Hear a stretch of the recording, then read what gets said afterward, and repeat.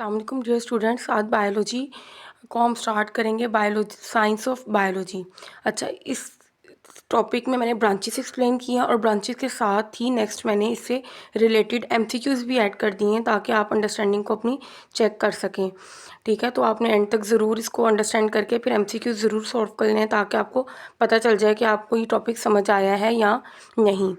तो सबसे पहले तो हमें साइंस को समझने की ज़रूरत है कि साइंस क्या है। Science is a systematic way of studying the natural world through observations and experimentation. ठीक है, साइंस में हम किस तरह से करते हैं, इसी तरह से रैंडमली कोई भी फैक्ट्स या फिगर्स को हम एक्सप्लेन या जज साइंस में नहीं कर सकते कि इसकी ये रीज़न हुई होगी। हमें क्या करने की ज़रूरत होती है, सबसे पहले तो ऑब्ज़र्व, कुछ भी है अगर कोई प्रॉब्लम है हम उसको ऑब्ज़र्व करते हैं, फिर एक्सपेरिमेंटेशन करके फिर कोई कंक्लूजन निकाला जाता है जब साइंटिफिक लॉ बनता है। तो सबसे पहले साइंस क्या एक सिस्टमेटिक वे है। सिस्टमेटिक वे आपको आगे इसी चैप्टर के थोड़ा आगे जाके हेडिंग 1.6 में पढ़ेंगे आप लोग साइंटिफिक मेथड, तब आपको ये क्लियर हो जाएगा कि सिस्टमेटिक वे वो किस तरह से है, इसमें कैसे ऑब्जर्वेशन और एक्सपेरिमेंट्स किए जाते हैं देखने के लिए। ठीक है, तो यहाँ से आपने साइंस की डेफिनेशन लर्न कर लेनी है। फिर साइंस को हम क्या करते हैं, डिफरेंट ब्रांचेस में डिवाइड करते हैं क्योंकि ये एक वास्ट सब्जेक्ट है और इसको ब्रांचेस में डिवाइड करके स्टडी करना क्या है, ईजी हो जाता है, like physics, chemistry, maths and biology. तो सबसे पहले हम बायो देख लेते हैं कि बायो क्या है। Biology is the science of life. ठीक है, ये लाइफ के बारे में है। क्योंकि the word biology comes from two Greek words, bios and logos. ठीक है, जो बायोलॉजी का वर्ड है ये दो ग्रीक वर्ड्स में से निकला हुआ है और ग्रीक वर्ड्स में से इसलिए नेम्स रखे गए हैं पहले क्योंकि पहले इंग्लिश या मुस्लिम साइंटिस्ट वगैरह पहले ग्रीक या लैटिन लैंग्वेज यही साइंटिस्ट थे जिन्होंने ज़्यादा वर्क किया और उन्हीं की लैंग्वेज से ये वर्ड्स आज भी हैं। बायो का जो वर्ड है हमारे पास, इसका मतलब होता है life and logos mean study. ठीक है, स्टडी ऑफ लाइफ। लाइफ में क्या आ जाते हैं, तमाम लिविंग ऑर्गेनिजम्स आ जाते हैं। अब लिविंग ऑर्गेनिजम्स में सिर्फ ह्यूमंस नहीं, plants, animals, bacteria, micro organisms, काफ़ी वैरायटी है जिसको हम बायोडाइवर्सिटी कहते हैं। ठीक है, अब बायोलॉजी क्या करती है, it explores the structures, functions and interaction of living organisms. ठीक है, अब स्ट्रक्चर्स जो हैं वो बताती है कि किस तरह से स्ट्रक्चर है किसी भी लिविंग ऑर्गेनिज्म का। ठीक है, उसका स्केलेटन वगैरह, उसका फंक्शन वो क्या परफॉर्म कर रहे हैं, उसके स्ट्रक्चर्स जो हैं और उसकी इंट्रैक्शन क्या है लिविंग ऑर्गेनिज्म की। हम आगे डिटेल में इसकी ब्रांचेस में पढ़ेंगे, फिर आपको क्लियर हो जाएगा कि ये हमें किस तरह से स्ट्रक्चर, फंक्शन और इंट्रैक्शन ऑफ लिविंग ऑर्गेनिज्म बताती है। ठीक है, जैसे हार्ट है तो उसका क्या स्ट्रक्चर होगा, तो उसका क्या फंक्शन होगा, और बाकी लिविंग ऑर्गेनिजम्स जो है, साइंस जो है जो ह्यूमन बींग्स या लिविंग ऑर्गेनिजम्स हैं वो अकेले तो एग्जिस्ट नहीं कर सकते ना। एक पॉपुलेशन ह्यूमंस की है, वहाँ पे एनिमल्स की पॉपुलेशन भी होगी, वहाँ पे प्लांट्स पॉपुलेशन भी होगी, तो ये सब मिलके कम्युनिटी बना रहे होते हैं और ये जो कम्युनिटी है ये इंट्रैक्शंस ऑफ लिविंग ऑर्गेनिज्म, ये हम इकोलॉजी में पढ़ेंगे। ठीक, इसके बाद हम बात करते हैं मेजर फील्ड्स ऑफ बायोलॉजी। ऐसे ही जैसे साइंस एक वास्ट सब्जेक्ट है, इसी तरह बायोलॉजी भी एक वास्ट फील्ड है। इसकी आगे सब डिवीजन्स हैं, मेन 3 सब डिवीजन्स हैं, जोलॉजी, बॉटनी एंड माइक्रोबायोलॉजी। अब सबसे पहले जोलॉजी को देख लेते हैं। जोलॉजी का लेटर भी आप गौर से देखें तो आपको समझ आएगा कि वर्ड जू कि जोलॉजी किस तरह से है हमारे पास, ZOO जू, जूलॉजी। ठीक है, जू से आप सब फैमिलियर होंगे, इस तरह से जू क्या होती है, वो प्लेस जहाँ पर एनिमल्स रखे जाते हैं। तो zoology is the study of animals including their structure, function, behaviour and diversity. जब हम एनिमल्स की स्टडी करते हैं तो इसमें हम क्या उसके देखते हैं, उनके स्ट्रक्चर्स देखते हैं, उनके फंक्शंस देखते हैं एनिमल्स की बॉडी के। ठीक है, उनका बिहेवियर और डाइवर्सिटी। डाइवर्सिटी का मतलब क्या होता है, वेराइटी। ठीक है, जितने भी ऑर्गेनिजम्स हैं, अब 1, 2 या 4 किस्म के तो नहीं हैं, इनकी बहुत ज़्यादा मिलियंस और बिलियंस ऑफ वेराइटीज़ हैं। ठीक है, ये हम एक पूरा नेक्स्ट चैप्टर पढ़ेंगे बायोडाइवर्सिटी पे, फिर आपको ये समझ आ जाएगा। नेक्स्ट है हमारे पास botany. Botany is the study of plants including their structure, growth, reproduction and interactions with their environment. Next is microbiology. अब माइक्रोबायोलॉजी क्या होती है? The study of microorganisms such as bacteria and microscopic fungi. अब micro का मतलब क्या होता है? Micro means small. माइक्रो किसके लिए वर्ड यूज़ करती हैं? स्मॉल। आपने माइक्रोस्कोप भी देखा होगा, सुना होगा। माइक्रोस्कोप क्या होती है? ये भी स्मॉल क्रिएचर्स को देखने के लिए होती है, ठीक है। सबसे पहले जब स्मॉल क्रिएचर्स को बारिश में डिस्कवर किया था ल्यूनहुक ने, तो उसने क्या देखा था? माइक्रोस्कोपिक ऑब्जेक्ट्स देखी थी, और फिर ही माइक्रो ऑर्गेनिजम्स पे स्टडी होना शुरू हुई थी। ये इतने छोटे ऑर्गेनिजम्स होते हैं जो नेकेड आई से नज़र नहीं आते हैं, इनको माइक्रोस्कोप के साथ देखा जाता है, लेकिन वो लिविंग ऑर्गेनिजम्स हैं, वो जानदार हैं, ठीक है। जैसा कि इसमें बैक्टीरिया आ जाती हैं, फंजाई आ जाती हैं, प्रोटोजोआ हैं various. It includes the study of the structures, functions, habitats and reproduction of micro organisms and there impact on health and environment. इनका हेल्थ और इन्वायरमेंट पे बहुत ज़्यादा रोल है। जैसे आपने माइक्रोफ्लोरा के बारे में भी पढ़ा होगा, बल्कि 9th क्लास में आप आगे पढ़ेंगे, सॉरी। इसके बाद है ब्रांचेस और सब डिवीजन्स ऑफ बायोलॉजी। अच्छा ये स्टूडेंट्स, अब हमने मेजर फील्ड्स देखी हैं। जैसा कि बायोलॉजी की मेजर फील्ड्स क्या थी? Zoology, botany and microbiology. अब नेक्स्ट ब्रांचेस या सब फील्ड्स, ठीक है।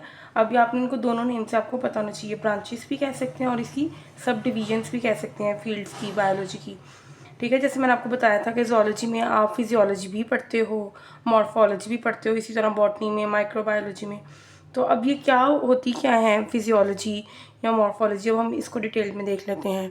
जो हमारे पास मॉर्फोलॉजी है, ये it is the study of the form and structure of organism, कि किसी भी ऑर्गेनिज्म में कोई भी स्ट्रक्चर है, उसकी फॉर्म कैसी है, मतलब उसकी शेप क्या है, कलर, पैटर्न एटसेट्रा।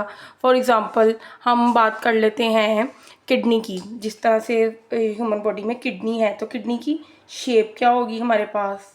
तो ये किडनी की क्या शेप होती है? बीन शेप, ठीक है। तो ये किडनी की जो हम शेप देख रहे हैं कि इसकी शेप क्या है हमारे पास, और इसका कलर क्या है, इसका साइज़ क्या है, ये सब चीज़ें जो है ना, एक्सटर्नल इसका जो व्यू है, ये हमारा किस में आ रहा है? मॉर्फोलॉजी में। ये हम सब किस में देख रहे हैं? मॉर्फोलॉजी में। तो मैंने आपको बताया, इसी तरह सब बाकी ब्रेन का अगर हम देखें स्ट्रक्चर क्या है, या हार्ट का क्या स्ट्रक्चर है, तो ये सब कुछ हमें किस में पता चलता है? मॉर्फोलॉजी में, यानी कि एक्सटर्नल कोई किस तरह से है। तो ये भी बहुत ज़रूरी होता है। जैसे पिट्यूटरी ग्लैंड है तो वो पी शेप होता है, रेडिश ब्राउन कलर होता है, ठीक है। इसी तरह साइज़ भी वेरी होते हैं दोनों किडनीज़ के थोड़े थोड़े से। उसके बाद बात करें colour, pattern as well as internal structures like organs, ठीक है। इंटरनल स्ट्रक्चर्स भी, जैसा कि स्टमक हो गया, उसका इंटरनल जो ऑर्गन है वो कितने टाइप्स ऑफ सेल से मिलके बना है, ये हम इसमें देखते हैं। उसके बाद है हमारे पास एनाटॉमी। एनाटॉमी क्या है? It is the branch of biology that explores, यानी जो हमें क्या एक्सप्लेन करती है? उसके इंटरनल फिजिकल स्ट्रक्चर्स को, ठीक है जी। इसमें हमने एक्सटर्नल और इंटरनल में जस्ट उसका देखा ऑन टॉप, मतलब इंटीरियर या उसका पोस्टीरियर एंड किस तरह से, ये देखा। लेकिन जो एनाटॉमी है उसमें हमने डिटेल्ड में उसका इंटरनल स्ट्रक्चर देखना है। It helps in disease diagnosis, medical device development and improving quality of life. For example, the study of organs of digestive system, ठीक है।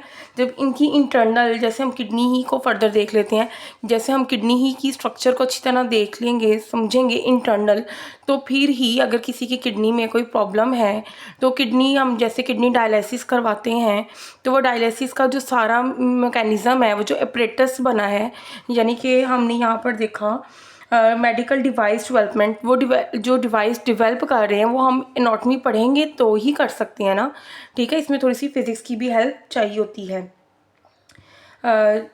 इसके बाद हम चलते हैं फिजियोलॉजी में। फिजियोलॉजी जो है ये डील करती है विथ फंक्शंस, ठीक है। अब जो भी हमने स्ट्रक्चर देखा, हार्ट का स्ट्रक्चर है, ब्रेन का स्ट्रक्चर है, किडनी का स्ट्रक्चर है, तो ये फंक्शंस क्या परफॉर्म कर रही हैं हमारी बॉडी में? हर ऑर्गन का अलग अलग फंक्शन है, तो is the branch of biology that deals with the functioning of body parts. For example, how the blood circulatory system transport vital substances throughout the body. क्या हमारी बॉडी में सब जो भी हम न्यूट्रिएंट्स ले रहे हैं वो किस तरह से ट्रांसपोर्ट हो रहे हैं, ये सब हम किस में देखते हैं, फिजियोलॉजी में. Next branch is histology. Histo का वर्ड डिराइव हुआ है टिश्यू से. हिस्टो का जो एग्जैक्ट मीनिंग है वो क्या होता है, टिश्यूज. अब टिश्यूज ये कौन से हैं, ये group of cells which perform similar function, जो एक जैसा काम कर रहे होते हैं, इनको हम क्या कहते हैं, tissues.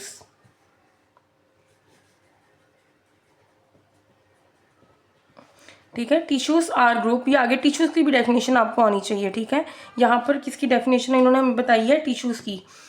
Tissues are group of cells that have similar functions. Tissue examination helps in disease diagnosis, drug studies and understanding organ structure and functions. ठीक है, अब जो टिश्यूज हैं वो टिश्यूज मिलकर क्या बनाते हैं, ऑर्गन्स बनाते हैं. टिश्यूज मिलकर ऑर्गन्स बनाते हैं.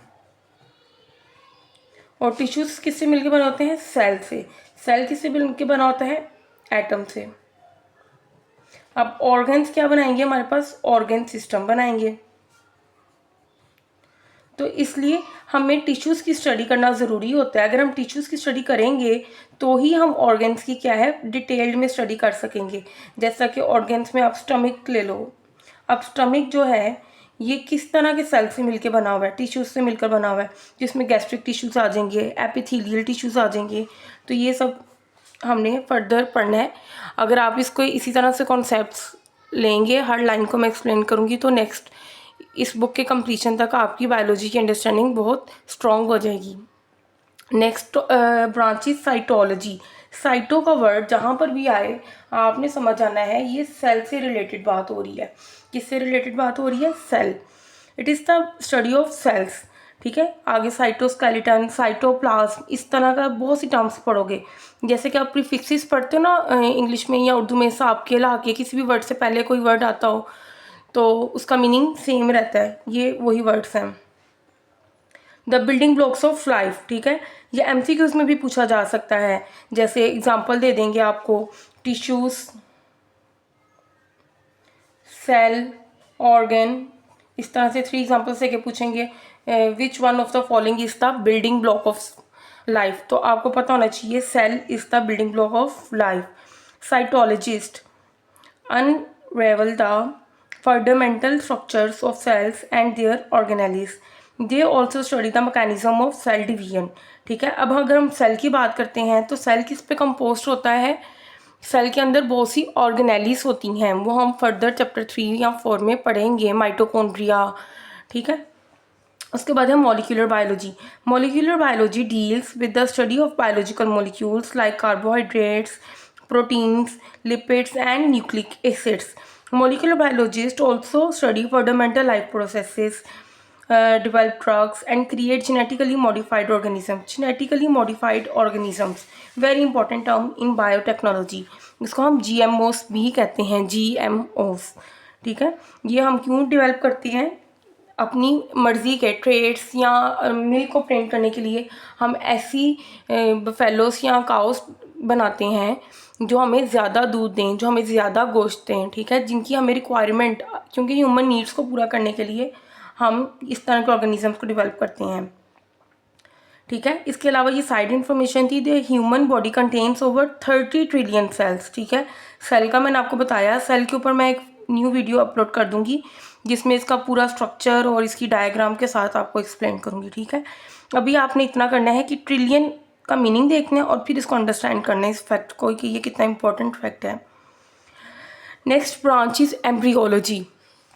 Embryology is the study of the processes of the development of organisms from fertilised egg. Fertilised egg का क्या मतलब होता है, यानी कि जब एग और स्पर्म मिलते हैं तो वो हमारे पास फर्टिलाइज्ड एग यानी कि जाइगोट बनाते हैं. और वो जाइगोट बाद में क्या करता है, डेवलपमेंट होती है और वो एम्ब्रियो में कन्वर्ट हो जाता है. एग्स, फर्टिलाइज्ड एग से क्या बनता है, जाइगोट बनता है. और इसी तरह ये क्या प्रोसीजर जो है ये डेवलपमेंट का कैरी ऑन रहता है। जाइगोट के बाद क्या बनता है, एम्ब्रियो, और इस पूरे प्रोसेस को हम क्या कहते हैं, डेवलपमेंटल बायोलॉजी में स्टडी करते हैं, और या एम्ब्रियोलॉजी में भी स्टडी करते हैं। एम्ब्रियोलॉजी में हम एम्ब्रियो की बिहेवियर देखते हैं कि उसमें कोई बर्थ डिफेक्ट्स तो नहीं है, ऐसा तो नहीं है, अगर उसमें कुछ एबनॉर्मेलिटीज़ हैं तो फिर उसका मेडिकल ट्रीटमेंट किया जा सके। जेनेटिक्स, अब जेनेटिक्स जिसको उर्दू में कहते हैं विरासत, is the branch of biology that deals with the study of transfer of characteristic from parents to offsprings. ठीक है, अब ऐसा है कि कुछ चीज़ें हमारी जीन्स में होती हैं, उन चीज़ों को हम खसूसियात, यानी कि बायो की लैंग्वेज में उसको हम ट्रेड्स बोलते हैं। वो ट्रेड्स जो पेरेंट्स से ऑफस्प्रिंग्स में ट्रांसफ़र होते हैं उनको हम जीन्स कहते हैं। फॉर एग्ज़ाम्पल हेयर्स, ठीक है, आपने कर्ली हेयर्स देखे होंगे, सिल्की स्ट्रेट हेयर्स देखे होंगे, लॉन्ग हेयर्स, शॉर्ट हेयर्स, ये फैमिलीज़ में चलते हैं। ठीक है, जिस फैमिली में आपको पेरेंट्स में नज़र आ रहे होंगे कर्ली हेयर्स, उनके किड्स में भी हो सकता है, ऑफस्प्रिंग्स में भी वो ट्रेट ट्रांसफ़र हो। ठीक है, किसी की फैमिली में इंटेलिजेंस, स्किन कलर, इसके अलावा और भी बहुत से ट्रेट्स हैं, सिर्फ हेयर्स नहीं, और भी बहुत से ट्रेट्स हैं। ठीक है, जो कि क्या है, ट्रांसफ़र होते हैं from parents to the offsprings. अच्छा, इसमें से कुछ ट्रेड्स तो अच्छे होते हैं। ठीक है, किसी को मतलब आप ज़्यादा तारीफ़ करो कि बाल बहुत अच्छे हैं, कौन सा शैम्पू यूज़ करते हो, तो वो क्या कहेगा कि ये मेरी जीन्स में है, जेनेटिक्स में है। ठीक है, और ऐसा ही है, कुछ और प्रोडक्ट्स यूज़ करने से जेनेटिक्स को हम चेंज नहीं कर सकते। लेकिन जेनेटिक्स में क्या है, कुछ जेनेटिक डिसऑर्डर्स, यानी कि जेनेटिक विरासती बीमारियां भी हैं जो कि क्या हो जाती हैं, ट्रांसफ़र हो जाती हैं ऑफस्प्रिंग्स में, जैसा कि थैलेसीमिया, डायबिटीज़ मेलाइटस, डायबिटीज़ की काफ़ी टाइप्स हैं, वो आ सकती हैं, कलर ब्लाइंडनेस वगैरह, ये सारी जो चीज़ें हैं ये डिसऑर्डर्स हैं, मसले हैं जो कि क्या हो जाते हैं, पेरेंट्स टू ऑफस्प्रिंग ये भी ट्रांसफ़र हो जाते हैं। इनको हमने कंट्रोल करने के लिए या इनको ख़त्म करने के लिए हम जेनेटिक्स की स्टडी करते हैं। इसके बाद नेक्स्ट ब्रांच है पैलियोंटोलॉजी। जेनेटिक्स पे इससे ज़्यादा एग्जांपल्स भी दी जा सकती हैं, लेकिन वो फिर किसी लेक्चर में। पैलियोंटोलॉजी क्या होती है, it's a branch of biology that deals with the study of fossils. अब फॉसिल्स क्या होते हैं, ये साइड पे डेफिनेशन है, ये आपने लर्न करनी है फॉसिल्स की डेफिनेशन भी। Fossils are the remains of plants and animals that were preserved in rocks and other geological formations. Geological formation किसको कहते हैं, जियो बोलते हैं अर्थ को, जियो किसको बोलते हैं, अर्थ को, यानी अर्थ की फॉर्मेशन में ऐसा होता है जब कुछ एनिमल्स या प्लांट्स बरीड हो जाती हैं। ठीक है, डेथ हो गई, फिर वो बड़ी हो जाते हैं, और जब वो मिट्टी में दब जाते हैं बहुत अरसे बाद, सालों बाद, मिलियन बिलियन ईयर्स बाद, उनके हमें फॉसिल्स मिलते हैं। ठीक है, फॉसिल्स जिस तरह के आपने कभी देखा होगा या सुना होगा कि डायनासोर्स का कोई टीथ मिल रहा है या कोई बोन मिल रही है, इसी तरह बहुत से प्लांट्स के हमें रिकॉर्ड्स मिलते हैं जिससे हम अंदाज़ा लगा सकते हैं, फुटप्रिंट्स मिलते हैं। ठीक है, ये भी फॉसिल्स में आ जाते हैं, जिससे पैलियोंटोलॉजिस्ट एज हिस्ट्री बता सकते हैं कि ये कितनी ईयर्स ओल्ड पहले डायनासोर्स एग्जिस्ट करते थे। ठीक है, फॉसिल्स की डेफिनेशन भी देख लेंगे, साइड इन्फॉर्मेशन को ज़रूर पढ़ा करें, ये इन्फॉर्मेशन होती है। The oldest known fossil is a cyanobacterium estimated to be 3.5 billion years old. ठीक है, जो सबसे ज़्यादा ओल्ड रिकॉर्ड मिलता है वो साइनोबैक्टीरियम का मिलता है। इसीलिए कंक्लूड किया गया कि जो अर्थ हिस्ट्री या लाइफ जो है वो 3.5 बिलियन ईयर्स पहले एग्जिस्ट करना शुरू हुई थी, और वो साइनोबैक्टीरिया सबसे पहले लिविंग ऑर्गेनिज्म से। ठीक, for example, dinosaur fossils provide evidence of giant reptiles that roamed the earth millions of years ago। ठीक है, millions of years पहले कहते हैं कि कुछ reptiles के क्या मिले थे, prints मिले थे, giant reptiles, बहुत छोटे नहीं, बहुत बड़े बड़े reptiles के prints मिले थे जो हमें बताते हैं कि ये dinosaur fossils मौजूद थे। अब है टैक्सोनोमी। टैक्सोनोमी, पहले इसका मीनिंग समझें। टैक्सो का जो वर्ड है ना, ये रैंक से निकला हुआ है। टैक्सो का वर्ड किससे निकला हुआ है, रैंक से। टैक्सो का वर्ड निकला हुआ है, टैक्सा का वर्ड निकला हुआ है रैंक्स, जैसे रैंक्स होते हैं ना डिफरेंट, और नोमी का वर्ड जो है ये निकला हुआ है हमारे पास नेम से। ठीक है, ये जो वर्ड्स आप देखेंगे ये इंग्लिश से नहीं है, ये ग्रीक या लैटिन से हैं। क्यों, क्योंकि इंग्लिश ने अब इतनी डेवलप हुई है लैंग्वेज, इससे पहले ग्रीक या लैटिन लैंग्वेज थी, तो साइंटिस्ट जब भी कुछ डिस्कवर करते थे तो वो अपने ही उसी लैंग्वेजेस में नेम रखे जाते थे। ठीक है, तो रैंक्स क्यों हम बनाते हैं, सिमिलैरिटीज़ और डिफरेंसेस की बेस्ड पे हम क्लासीफाई करते हैं, तरतीब देते हैं जानदारों को। ठीक है, जिनके करेक्टरिस्टिक्स प्लांट्स लाइक होंगे उनको प्लांट्स के ऑर्डर में रख देंगे, जिनके एनिमल्स लाइक होंगे उनको एनिमल्स में, ताकि उसको ऑर्गेनाइज रहें और स्टडी करने में आसानी रहे। पहले मैं इसकी डेफिनेशन पढ़ती हूँ, फिर मैं आपको इसको एक्सप्लेन करती हूँ। Taxonomy is the branch of biology that deals with the classification of organisms into groups on the basis of similarities and differences। अच्छा, इसको समझने के लिए मैं आपको एक एग्जांपल बताती हूँ। जैसा कि आप अपनी कबर्ड्स में क्या करते हैं, विंटर्स की कलेक्शन अलग रख देते हैं, समर्स की अलग रख देते हैं, सॉक्स वगैरह अलग रख देते हैं, ताकि आपको जब भी सर्दियों वाले कपड़े चाहिए हो आप उसी में से, क्लोजेट में से लें, आप दूसरे सबको ना डिस्टर्ब करें। सॉक्स चाहिए तो सिर्फ सॉक्स को चेक करें। इस और तरतीब देने से फ़ायदा होता है ना, लाइफ ईजी हो जाती है। इसी तरह साइंटिस्ट अगर इसी तरह एनिमल्स या प्लांट्स को मिक्स करके रख देंगे तो उनकी स्टडी करना या उनको डिस्कवर करना क्या होगा, मुश्किल होगा। अगर कोई भी न्यू स्पीशी डिस्कवर करते हैं तो उसमें उसके देखे जाते हैं कि उसके कैरेक्टरिस्टिक्स, खूबियाँ किसके साथ मिलती हैं, कि वो प्लांट्स के साथ रिजेंबल करते हैं, एनिमल्स के साथ रिजेंबल करते हैं, तो फिर हम उसको उसी ऑर्डर में रखते हैं। ठीक है, तो इसी तरह से नेम्स नहीं रखे जाते, बल्कि हम क्या देखते हैं, क्लासिफिकेशन देखते हैं, उसकी तरतीब करते हैं, उनको, उनकी सिमिलैरिटीज़, उनकी खसूसियात और उनके डिफरेंसेस वो किस बुनियाद पे मुख्तलिफ हैं। फिर उनको हम प्लांट्स, एनिमल्स, इसी तरह क्लासीफाई किंगडम सिस्टम्स हैं, हमारे पास क्लासिफिकेशन के सिस्टम्स हैं, और फिर हम किसी भी जानदार के नेम रखते हैं। नेक्स्ट हमारे पास है इकोलॉजी। इको का जो वर्ड है ये हम यूज़ करते हैं इन्वायरमेंट के लिए। ठीक है, it is a branch of biology that deals with the relationship between organisms and their environment. के ऑर्गेनिजम्स जो हैं उनका इन्वायरमेंट के साथ क्या रोल है।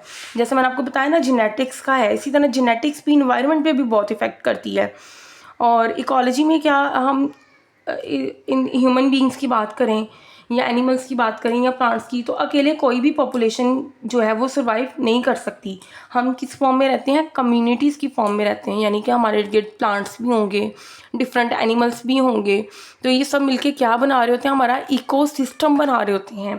ठीक है, इकोसिस्टम जो है ये बहुत ज़रूरी है समझना, ये हमारी फूड चेन पे डिपेंड करता है। For instance illustrates the interconnectedness of organism for energy and nutrients. हम एनर्जी या न्यूट्रिएंट्स लेने के लिए दूसरी स्पीशीज़ पे या दूसरी पॉपुलेशन पे क्या है, डिपेंडेंट हैं। फॉर एग्जांपल जैसे कि प्लांट्स हैं, ग्रास हो गई, तो हर्बीवोर्स कुछ ऐसे एनिमल्स हैं जो क्या है, हर्बीवोर्स, वो उनको खाएंगे। उसके बाद कार्निवोर्स हैं, लाइन वगैरह, वो उन हर्बीवोर्स को ईट करेंगे। इस तरह से ये फूड चेन है, ये फूड चेन है, और फूड चेन से एनर्जी और न्यूट्रिएंट्स ट्रांसफ़र होते हैं। और इन्वायरमेंट के साथ इंट्रैक्शन बहुत ज़रूरी है, ये एक पूरा चैप्टर है, ये हम 10th क्लास में देखेंगे। Next topic is branch is marine biology. It's a branch of biology that deals with the study of life in oceans. Oceans की लाइफ में स्टडी की जाती है। एक फ्रेश वाटर बायोलॉजी होती है जिसमें हम सिर्फ फ्रेश वाटर देखते हैं। जो ओशंस होते हैं इसमें सॉल्ट कंसनट्रेशन ज़्यादा होती है as compare to fresh water, तो इसमें कॉरल रीफ्स हम देख सकते हैं। इसके अलावा न्यू करते हैं species discover. It help to understand ocean biodiversity. Ocean biodiversity, bio means living organisms, diversity का मतलब क्या होता है, बहुत ज़्यादा वेराइटी। अब लिविंग ऑर्गेनिज्म 2, 4, 5, 10 तो नहीं है ना, हम बस ये तो नहीं कह सकते पौधे। जैसे मैंने आपको वीडियो के स्टार्ट में बताया था कि मैंने इस टॉपिक की अंडरस्टैंडिंग के लिए कुछ MCQs भी रखे हैं। ठीक है, ये पेपर्स के पॉइंट ऑफ व्यू के लिए भी इंपॉर्टेंट है, आप जज कर सकोगे कि आपकी कैसी तैयारी है। बायोलॉजी की और ब्रांचेस में से ये MCQs हैं। फर्स्ट MCQ से word biology has been drive from, तो ये आपने करेक्ट आंसर जो है वो मुझे कमेंट्स में बता सकते हैं, और मैं करेक्ट आंसर कमेंट्स में कर दूंगी, ताकि आप सब, यहाँ पर नहीं बता रही, ताकि आप लोग खुद देख सकें कि इसका आंसर क्या है। ठीक है, मैं बता दूंगी तो आप लोग खुद से कोशिश नहीं करेंगे। Second MCQ is the building blocks of life, molecule, cell, atom, electron. Next MCQs 3 is virus, bacteria and protozoa are studied in molecular biology, genetics, microbiology, marine biology. Next MCQs 4 is science is the study that includes observation, both A and C, experimentation और none। या आपने मैंने अगर lecture ध्यान से सुना होगा तो आप ये सब इजी हैं, कर सकोगे। Next MCQs is stomach digest food, heart pumps blood. It's true in physiology, morphology, anatomy, histology. Next MCQ 6 is scientific study of living organisms is called ecology, histology, biology, taxonomy.